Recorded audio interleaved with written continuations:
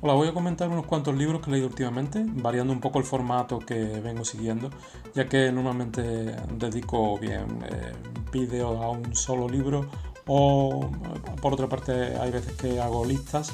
En este caso sería solamente unos libros que he leído en los últimos tiempos, de forma que esto sería una especie de blog, de comentarios de mis últimas lecturas, algo un poco más informal quizá de lo que vengo haciendo. La idea para dar un poco de variedad sería comentar una mezcla de géneros, más o menos que se corresponde con el- la proporción de lecturas que hago últimamente, que sería más o menos por cada libro de ciencia ficción que estoy leyendo, pues leo también algún clásico, leo algún libro de no ficción, entonces sería más o menos un libro de cada tipo y ya digo, así creo un poco más de variedad. El primer libro que voy a comentar, o el primer relato en realidad que voy a comentar, relato corto, se llama Bartleby, el escribiente, o Bartleby, el escribiente, de Herman Melville, el mismo autor de Moby Dick. Eh, de este autor quizá puedo decir algunas palabras. Evidentemente está considerado como uno de los clásicos de la literatura estadounidense. Eh, Probablemente uno de los primeros que se consideraron que escribieron la gran novela americana, en este caso sería Moby Dick. Pero algo que quizás es relativamente sorprendente es el hecho de que Moby Dick fue un fracaso comercial e incluso hasta cierto punto literario en los primeros tiempos después de su publicación, de forma que hasta cierto punto acabó, o al menos redujo bastante la importancia de la carrera literaria de Herman Melville, del autor, poco después de su publicación. Se publicó en primer lugar en Gran Bretaña. Tuvo unas críticas regulares, algunas de ellas malas, entre otras cosas porque se publicó en una versión mutilada, por así decir. Se recortó, entre otras cosas, el epílogo que aclaraba algunas cosas del final de la novela y los críticos consideraron que había como inconsistencias debido a la ausencia de esa explicación final, de ese epílogo. Eh, Hicieron malas críticas, algunas de esas críticas digamos, cruzaron el Atlántico y digamos que el libro obtuvo una mala publicidad que luego se reflejó en una falta de ventas y eso hizo que la carrera literaria de Herman Melville fuera a peor y aunque siguió publicando novelas, pero no llegó, digamos, al nivel de éxito que podría haber llegado y al que llegó después de su muerte, cuando después de su muerte otros críticos empezaron a reivindicar su obra, especialmente Moby Dick, y hasta el punto de que ya digo, Moby Dick se considera una de las mejores novelas de escritores estadounidenses. Pues bien, esta obra es unos pocos años posteriores a Moby Dick, es algo bastante más ligerito, sencillo de leer. Normalmente no, en estos vídeos no suelo comentar relatos cortos,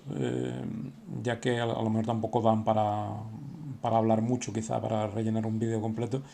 En este caso sí que me ha parecido interesante. En primer lugar, quizá por los paralelismos que puedo tener con otra novela más larga que sí voy a comentar ahora. Y en segundo lugar, porque me ha gustado bastante. Tampoco es que me parezca nada del otro mundo, pero es quiero decir, no es algo que sea especialmente llamativo.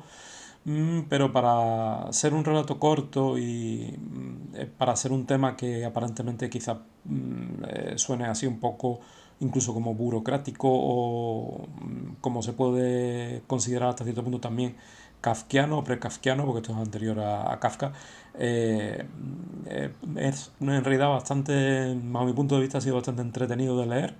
Al ser corto, pues también es otra ventaja, que no alarga demasiado una historia que, ya digo, trata un tema hasta cierto punto relativamente burocrático en su ambientación, aunque puede tener más profundidad en lo que implica y en el simbolismo que tiene. Y este relato de Bartleby, el escribiente, su argumento esencial o digamos el planteamiento que tiene, porque tampoco voy a contar hasta el final, solamente lo que sería como más o menos el planteamiento de la primera mitad o una cosa así, es el hecho de que, bueno, se titula Bartleby el escribiente, una historia de Wall Street. No es que no es el Wall Street quizá que podemos imaginar hoy día, quizá cuando en esta época, porque este relato es de 1853, cuando se hablaba de Wall Street, quizá en Nueva York, quizá eh, se asociaba quizá a más cosas de lo que asociamos hoy día, que es esencialmente a la bolsa. Con un título como este quizás nos podríamos imaginar algo relacionado con el lobo de Wall Street o algo por el estilo, pero nada que ver. Parece ser que en esta época esto también se asociaba a otras profesiones, en este caso esta historia está ambientada en una especie de bufete de un abogado, un letrado que contrata a una serie de empleados para hacer copias de los escritos, en fin, lo que se hacía cuando no existían las fotocopiadoras o la tecnología actual de las impresoras. Simplemente hacía falta un ejército de escribientes para manejar cualquier oficina y esto es lo que sucede en este relato, que el, el narrador, que es el abogado, cuenta cómo ha contratado a tres o cuatro personas, que son los escribientes, tres o cuatro subordinados, que son en fin, los que pasan a limpio los escritos con los que trabaja este abogado. Y digamos que el punto central de la trama es que contrata a otro escribiente, que es el que da título al relato, Bartleby. Y la peculiaridad que tiene este escribiente es que al cabo de unos días de empezar a trabajar allí, hay un momento en el que el abogado le pide que haga algo, que copie algún escrito, que, en fin, que haga alguna labor para él, como empleado suyo que es, y el escribiente Bartleby contesta que preferiría no hacerlo, ¿no? Y a partir de ahí, pues, bueno, esto es, digamos que lo curioso de este planteamiento es que lo planteo de una forma quizá un poco irreal, ¿no? Porque si un empleado, tanto por entonces como hoy día, se negara a realizar una labor, pues lo más probable es que salga despedido, a menos que sea algo excepcional por algún motivo claro y todo esto, pero en este caso Bartleby simplemente se dice que prefiere no hacer lo que le está mandando su jefe, ¿no? Y esta situación va progresando. En otras ocasiones, pues Bartleby se niega también a hacer otros trabajos que le manda su jefe y llega un momento que ya se niega a todo prácticamente, ya cualquier cosa, incluso si le pide explicaciones de por qué está haciendo esto, pues Bartleby dice que preferiría no dárselas, etcétera, etcétera. Entonces, ¿cómo se puede ver esto? Más que una historia realista, yo creo que lo que intenta es plantear una situación absurda. Podríamos quizás enmarcar dentro de la literatura absurdista, del absurdo, el planteamiento de una situación que dentro de la normalidad, digamos, costumbrista de lo que se está relatando aquí, eh, hay algún elemento que se sale de lo normal y que es incomprensible en principio, no, en ningún momento se da ninguna explicación de por qué Bartleby está actuando como actúa, porque se niega a hacer su trabajo. El jefe, el abogado, empieza, digamos, a buscar excusas por qué su empleado se niega. Al principio piensa que a lo mejor tiene algún problema de salud o lo que sea, si mal no recuerdo. Empieza a buscar, digamos, explicaciones, mientras que Bartleby en ningún momento explica nada. Simplemente dice que prefiere no hacerlo.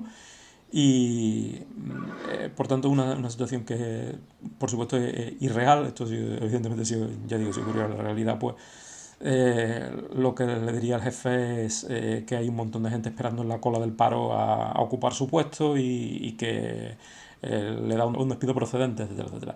En este caso, yo creo que lo que busca el autor es plantear ya digo, una situación absurda que nos haga plantearnos algunos elementos de la vida diaria que damos por supuesto, o simplemente quizá también este relato ha tenido bastante éxito por el hecho de que, como no existe una explicación clara del motivo por el cual Bartleby se está negando a hacer su trabajo, esto también admite mucha interpretación, admite mucho simbolismo, da mucho juego, por decirlo así. Entonces eso es quizá la explicación digamos, del éxito de este relato y por qué en cierto modo también se puede considerar como un antecesor de Kafka en el sentido de este planteamiento del absurdo, de pesadilla burocrática, etcétera. Ya digo, comento este relato simplemente porque me pareció muy entretenido, a pesar de que, bueno, lo que la temática tampoco, a lo mejor contada así, tampoco parece muy atractiva, pero me pareció curioso, está bastante bien escrito, eh, es breve, yo creo que merece la pena leerlo. Bueno, pues esto era un relato que quería comentar de pasada, ya que yo creo que me he extendido un poco más de lo que pretendía, y que sirva un poco de introducción también al segundo libro que voy a comentar hoy, que es Jacob von Gunther, un diario, escrito en 1909 por Robert Walser, un escritor suizo, muy conocido en su época, que era uno de los escritores preferidos de Kafka, pero que a continuación de la época en la que Kafka lo leyó, a principios del siglo XX, en la primera década del siglo XX, pasó curiosamente de moda y solo también después de su muerte ya se le empezó a dar más importancia. Esta novela, que también es relativamente corta, pero ya es una novela de una longitud, digamos, más o menos normal, si no me equivoco, de unas 150 o 200 páginas, trata sobre un estudiante de mayordomo o de criado, como se le quiera llamar. Es algo que corresponde quizá un poco autobiográficamente también a lo que fue la vida de Robert Balser, porque Balser también estuvo estudiando en un instituto, en una especie de escuela interna, donde se enseñaba a ser sirviente, a ser criado, a ser mayordomo. Y quizá está contando aquí algún detalle autobiográfico, aunque el planteamiento que da también es un poco, en algunos momentos suena como hay detalles que parecen absurdos, hay elementos que no parecen realistas.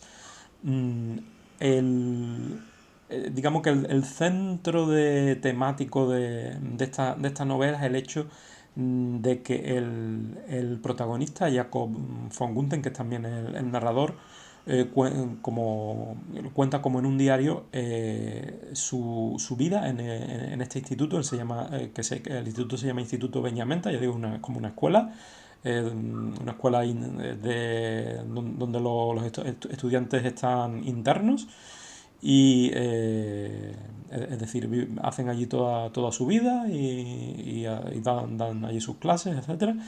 Y sus profesores son dos hermanos, una hermana y un hermano. El hermano es el jefe o el director del instituto y la hermana hace de profesora también allí. Cuenta cosas, cuenta historias sobre sus compañeros, que él realmente habla solamente de cuatro o cinco con detalle, aunque no recuerdo si a lo mejor había alguno más, pero bueno, esencialmente, especialmente de uno, del que más habla. Y quizá también, ya digo, el aspecto central temático de este libro es el hecho de que se trata de una persona que plantea su vida intentando no destacar en nada. O sea, él intenta buscar como una humildad, las propias aspiraciones de ser criado ya indican por dónde va la cosa. Él considera que bueno, que una de las cosas quizás más elevadas paradójicamente es no ser nadie, ser humilde, ser un cero a la izquierda, él considera. Es algo que también se puede interpretar de muchas maneras este libro. Quizá también da mucho pie a diferentes simbolismos y por ello también ha tenido bastante importancia. De hecho es la tercera novela de Robert Balser. Robert Balser que después de esta novela y de otros escritos posteriores, bueno, tiene un montón de relatos y demás, curiosamente tenía problemas mentales y fue ingresado en un psiquiátrico donde vivió el resto de su vida. No recuerdo si en el mismo o fue cambiando, pero bueno, el caso es que estuvo ingresado el resto de su vida en psiquiátricos y por problemas mentales y yo creo que en muchos aspectos en este libro también se observa cómo el pensamiento de Robert Barthes es algo que no es algo común. Es como quizás ocurre también mucho, con muchos artistas, tienen un punto de vista que es un poco diferente del habitual y quizás eso es lo interesante. Y en este caso quizás también podamos asociar ese elemento, digamos, extraño, ese punto de vista extraño a los problemas mentales de este autor. Para que esto suene un poco menos vago, voy a leer uno de los primeros párrafos de la novela y algún otro frase suelta para que se vea el tono, el estilo de esta novela. Es algo realmente curioso. Quizás no es algo para recomendar a cualquiera, pero quizás algo también llamativo que también se puede considerar en cierto modo como antecesor de Kafka en algunos aspectos. Como digo, Kafka era un lector de Balzer y hay quien dice que la literatura de Kafka deriva de la de Balzer en cierto modo, que es como uno de los... que Kafka trata algunos de los elementos que Balzer trataba, pero quizá va un poco más allá en profundidad. Voy a leer uno de los párrafos del principio de la novela, como digo. Comienza así. Aquí se aprende muy poco. Falta personal docente y nosotros, los muchachos del Instituto Beñamenta, jamás llegaremos a nada. Es decir, que el día de mañana seremos todos gente muy modesta y subordinada. La enseñanza que nos imparten consiste básicamente en inculcarnos paciencia y obediencia, dos cualidades que prometen escaso o ningún éxito. Éxitos interiores, eso sí, pero ¿qué ventaja se obtiene de ellos? ¿A quién dan de comer las conquistas interiores? Otra frase suelta ya de un poco más adelante en la novela. Qué feliz soy de no poder descubrir nada digno de consideración o estima en mi persona. Ser humilde y seguir siéndolo. Solo puedo respirar en las regiones inferiores. Otra. Sé perfectamente lo que es un alumno del Instituto Beñamenta. De esto no cabe duda. Un alumno semejante no es otra cosa que un magnífico cero a la izquierda. En ciertos momentos esta novela parece como una glorificación de la insignificancia, de la pequeñez, de la subordinación. Por eso quizás algo un poco diferente de lo habitual, quizás era algo novedoso también en la época. Ya se sabe que en la literatura muchas veces, por lo menos en la literatura moderna, lo que el autor intenta de forma declarada o no es engrandecerse a sí mismo. En otros, ya en la literatura posterior, pues ya hay de todo un poco a partir del modernismo y demás. Quizás este fue uno de los primeros autores que explotó ese elemento y el absurdo de estas situaciones de una persona que no quiere destacar, que quiere permanecer, digamos, en el segundo plano. Es algo curioso, algo, ya digo, quizás no para recomendar a todo el mundo, pero quien oyendo esta descripción encuentre algo interesante, quizás puede encontrar la novela entretenida de leer. Tiene una temática quizás que es un poco centrada en las reflexiones del alumno. En realidad no pasan tantas cosas. Casi todas las novelas son esencialmente reflexiones y cuando cuenta cosas, realmente cuenta cosas más bien de la personalidad de los compañeros, de conversaciones que tiene con el director del instituto o con su hermana.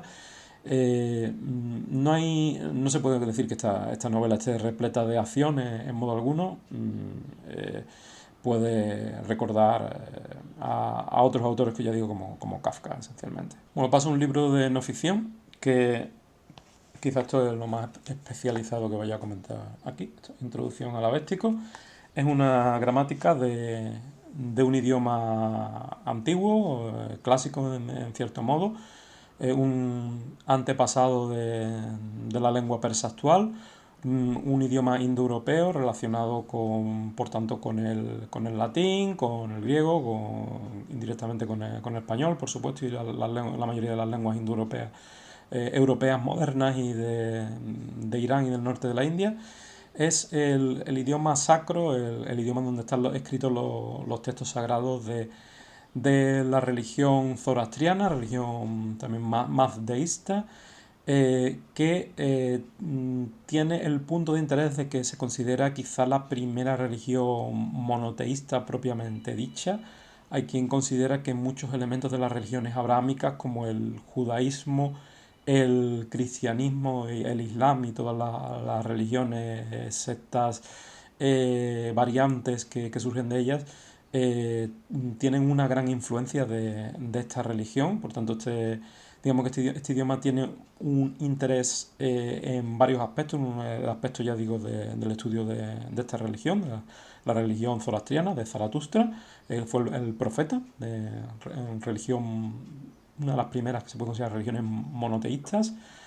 Y en otro aspecto es un idioma que en el sentido lingüístico, en el sentido de la historia de las lenguas indoeuropeas es también importantísimo, pues también uno de los idiomas más antiguos y por tanto de los que se puede sacar, se le puede utilizar para reconstruir los estadios más antiguos de las lenguas indoeuropeas, de la lengua indoeuropea que dio origen a los idiomas que esencialmente hoy día ocupan gran parte del mundo, casi toda Europa,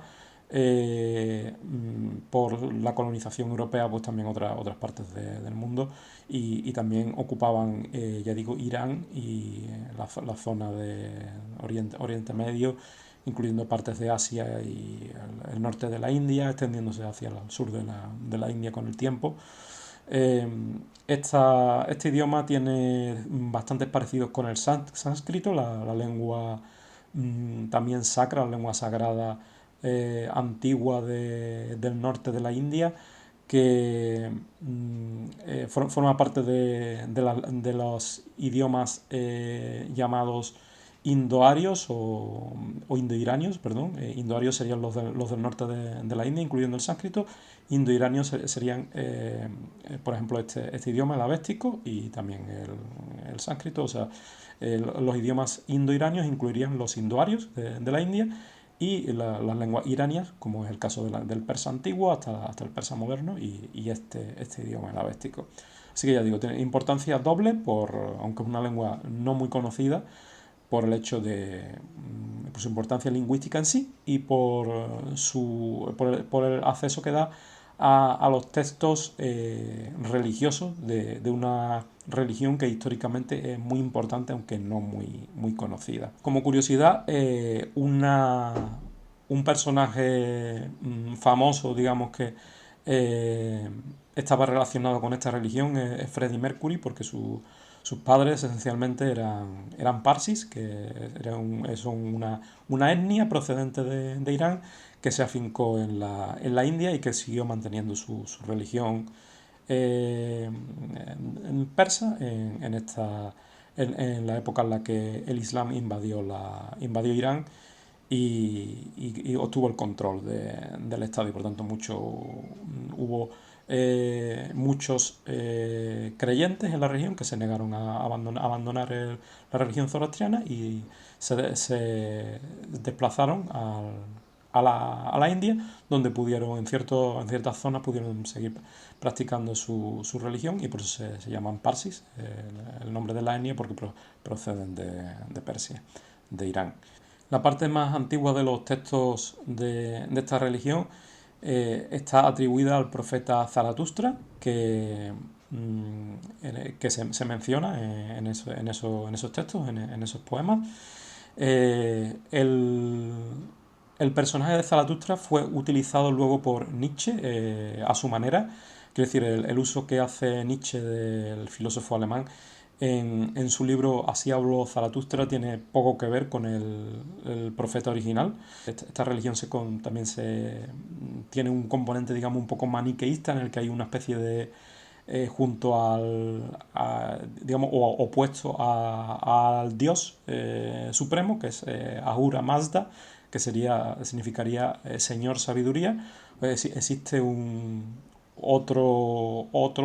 considerar otro dios o otro demonio, que es el que se opone al bien del dios principal, que se llama Arimán, y que por tanto esta religión muchas veces se ve como algo maniqueísta que opone un principio del bien a un principio del mal, y que también dio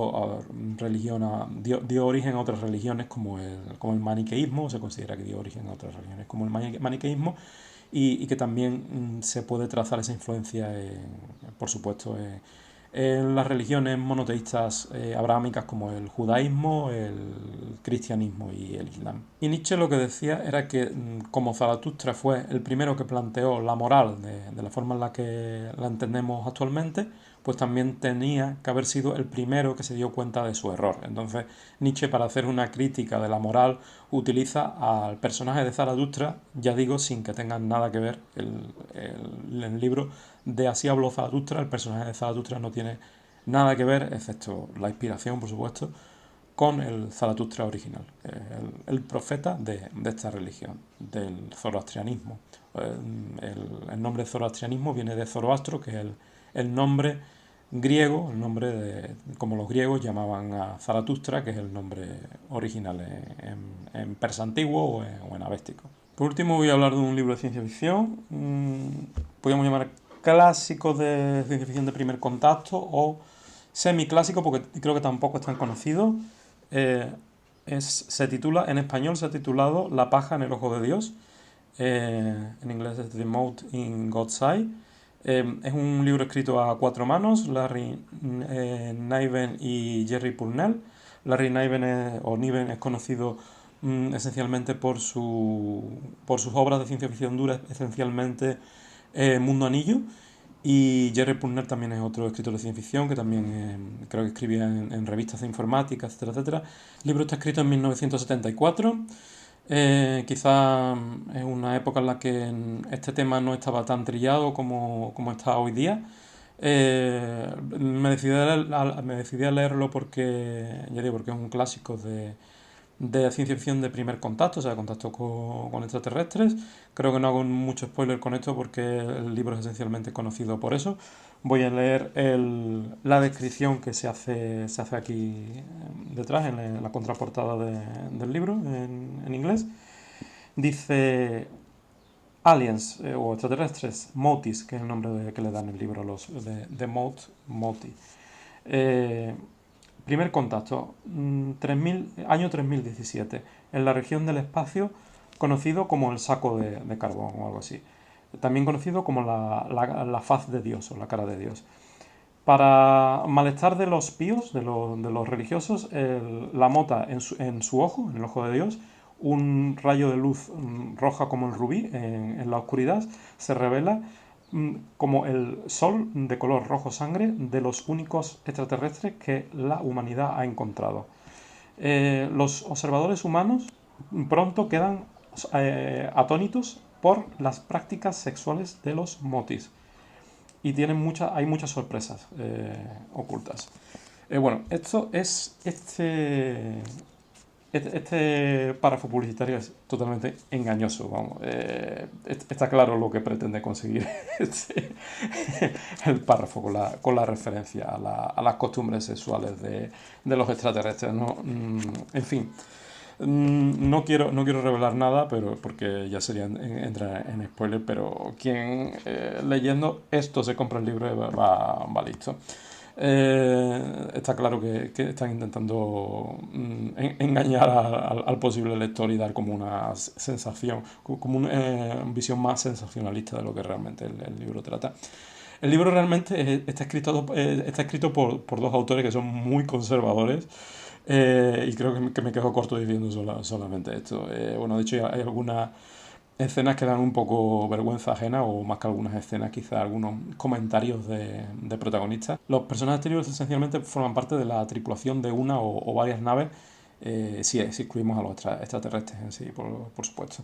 Y el único personaje femenino, o el único que yo recuerdo, no sé si habrá por ahí alguno más secundario, pero creo que no, que el único personaje femenino que aparece, bueno, es un personaje, digamos, solitario. Todo el resto de los decenas, cientos de personas que tripulan la nave o las naves, que mandan los seres humanos para hacer contacto con nuestros extraterrestres, son tripulaciones masculinas. Entonces hay solo una mujer en la tripulación, y algunos de los comentarios de, de los personajes en este libro, incluyendo de ella misma, de la propia personaje femenina, eh, dejan un poco de que desear. En fin, no, tampoco voy a entrar en muchos detalles, pero son, vamos, para decirlo llanamente, son bastante machistas y bueno, quizás los autores intentan como decir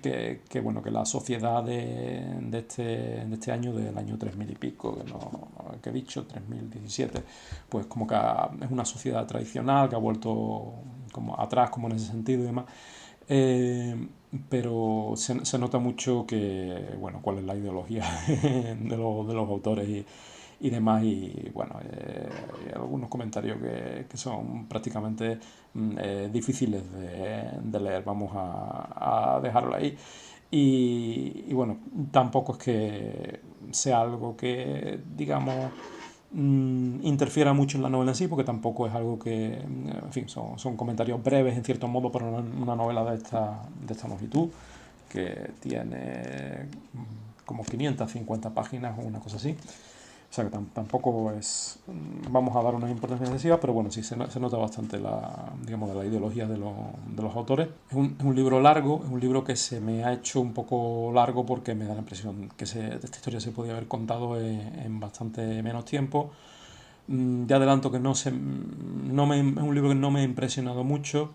Tiene unas críticas muy buenas de luminarias de la ciencia ficción como Frank Herbert, el autor de Dune, y Robert A. Heinlein, que el apoyo de Heinlein también quizá lo entiendo, porque Heinlein es también otro autor muy conservador, considerado casi de ultraderecha en ciertos aspectos, aunque por otro lado parece que abogaba en su vida privada por otras cosas, pero bueno. Eh, lo cierto es que tiene unas críticas increíbles, que, bueno, de hecho el motivo también por el que me lo he leído, porque había leído críticas muy buenas, pero sinceramente el libro me ha decepcionado bastante. Quizá, bueno, también habría que leerlo un poco con la mentalidad de la época, del año 1974. Hoy día ya digo, esta temática está quizá un poco trillada, no solo en la literatura de ciencia ficción, sino en películas, etcétera, etcétera. No hay tantos tratamientos buenos, pero hay yo creo que lo suficiente como para que este tratamiento de un primer contacto me parezca bastante flojo, comparado esencialmente con, en fin, así a bote pronto se me ocurre, que ya mencioné muchas veces, Contacto de Carl Sagan, una de mis novelas de ciencia ficción preferidas. ¿Qué es lo que veo de inconveniente del argumento de este libro? Bueno, en primer lugar, los extraterrestres me parecen humanos, demasiado humanos, como diría Nietzsche.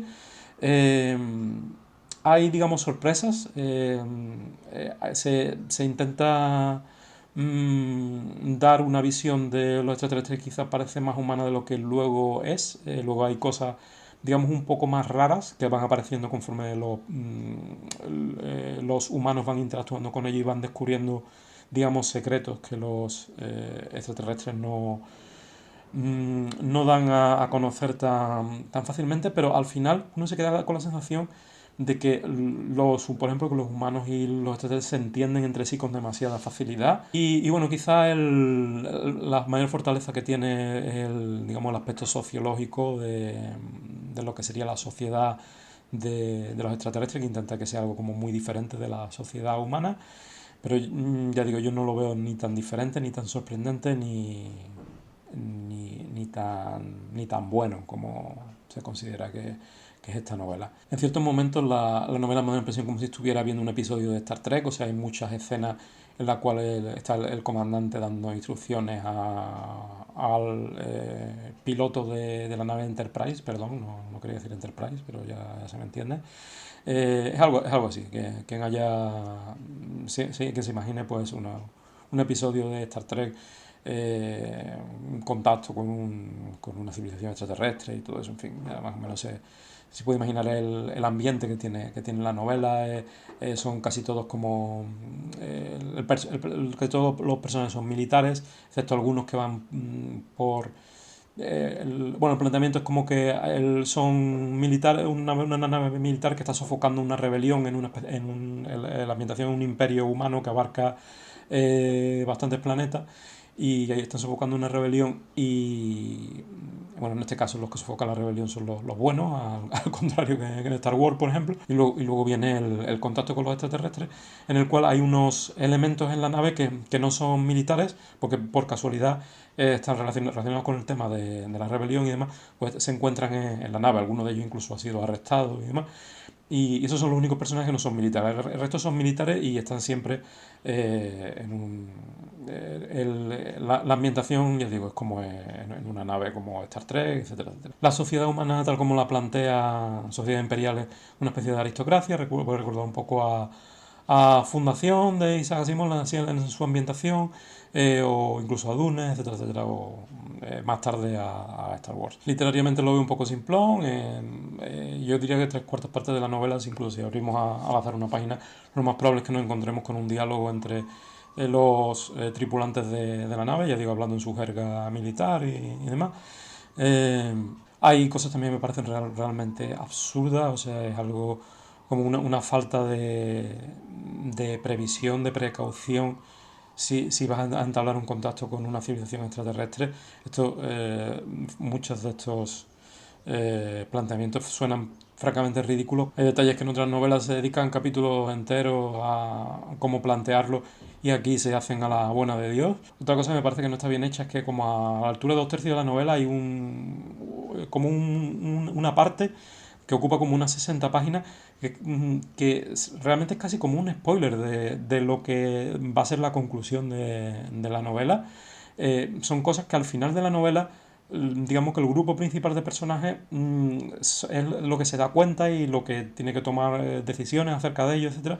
Pero ya digo, eso, a esas alturas, como 2/3 de la novela, hay un grupo separado de personajes donde se cuenta una parte del argumento, donde se encuentran con esa situación que luego es la que va a dar lugar prácticamente al desenlace del libro. Entonces, cuando tú ya llegas al desenlace del libro, tú ya sabes, digamos, qué es lo que está ocurriendo. Entonces, hubiera sido mucho más impactante el que es eliminar quizá esa parte y dejarlo que se descubriera el pastel al final del libro, con el inconveniente de que quizá todo hubiera sido más discursivo, más explicativo, y en lugar de plantearlo más como una situación de acción, que es lo que se plantea en esas 60 páginas. En fin, tiene sus ventajas y sus inconvenientes, pero me parece que el libro pierde bastante fuerza al final por el hecho de que se ha explicado prácticamente todos los misterios de lo que está sucediendo. Por no decir solo cosas malas, ya digo, la parte buena es que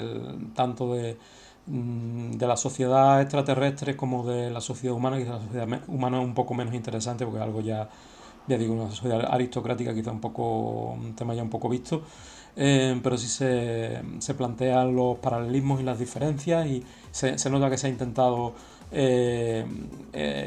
plantear un world building, por llamarlo de la forma inglesa, de la sociedad extraterrestre intenso, con bastantes detalles, que a mí no me parece tan sorprendente, pero que bueno, que a lo mejor en 1974 impresionaba un poco más cuando esto se escribió, y a lo mejor no había tanta competencia como hay ahora. Y ese me parece que es el punto fuerte de la novela. Esta novela, por cierto, tiene otras segundas partes que no se me ocurriría tocarlas ni con un palo. De hecho, creo que al final es incluso ya una trilogía, escrita no sé si por el hijo o por la hija de uno de los autores. Ya me costó trabajo acabar esta primera parte, que se supone que es la mejor, o sea que no voy a intentar ni mucho menos leer las otras partes. Me ha parecido un libro flojo para lo que promete, demasiado largo. Si yo me quisiera leer una novela bastante más interesante que esta y de la misma época, que de hecho creo que estuvo compitiendo con esta por los premios Hugo también, y Nebula del mismo año, sería La guerra interminable, de Joe Haldeman, que sí me parece un novelón comparado con esto. Ya digo, si lo que se trata es de leer cosas novelas de ciencia ficción de primer contacto con extraterrestres, yo antes leería cualquier novela de Stanislas Lem o Contacto de Carl Sagan, o muchas otras antes que esta. En fin, esto es todo. Muchas gracias.